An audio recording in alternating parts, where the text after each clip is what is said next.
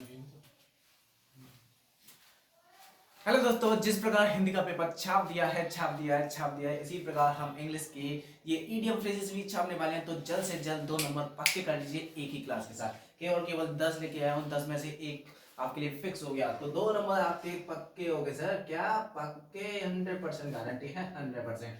2 number क्या हो गए? पक्के हो गए। चलिए तो आइए स्टार्ट करते हैं बिना किसी देरी के साथ, क्योंकि टाइम नहीं है। तो ईडियम फ्रेजेस को उड़ा दीजिए मिनटों से पहले। चलिए स्टार्ट करते हैं। पहला क्या है हमारे पास? At a stretch. At a stretch का मतलब होता है कंटिन्यूअसली, यानी कि लगातार किसी भी चीज को स्ट्रेच करते चलो यानी कि खींचते चलो, तो वो लगातार खींचना हो गया वो। तो इसका मतलब हो जाएगा लगातार, यानी कि कंटिन्यूअस। अब वन ऑफ कंटेंशन होती है झगड़े की जड़।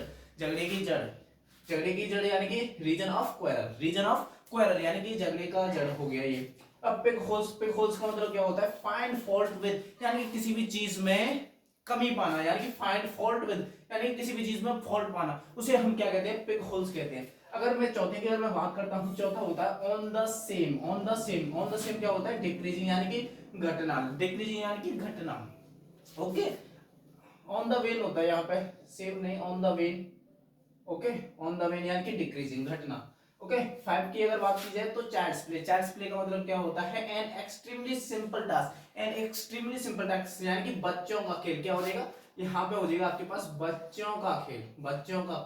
ओके, सिंपल टास्क यानी कि बच्चों का खेल। ये चीज ध्यान रखना है, सिंपल टास्क यानी कि एन एक्सट्रीमली सिंपल टास्क का मतलब क्या हो जाएगा? Child's play.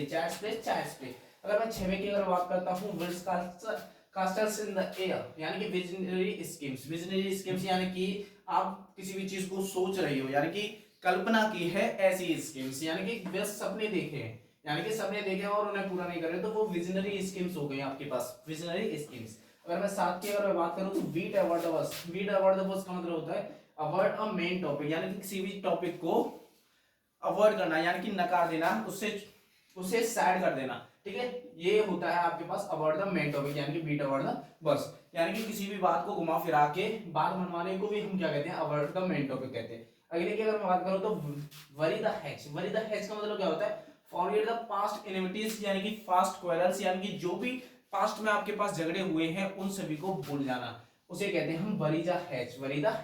अगर मैं 9 की अगर बात करूं तो अ ब्लैक शीप यानी कि काली भेड़ का मतलब क्या होता है? यूजलेस पर्सन या फिर मैन, यानी कि कोई एक ऐसा व्यक्ति जो काम नहीं करता हो, उसे हम क्या कहते हैं? Black sheep.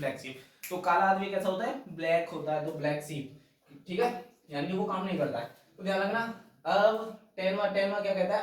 Apples of one side. का मतलब क्या होता है? वेरी डियर यानी कि आंखों का प्यारा, आंखों का तारा यानी कि वेरी डियर बहुत प्यारा।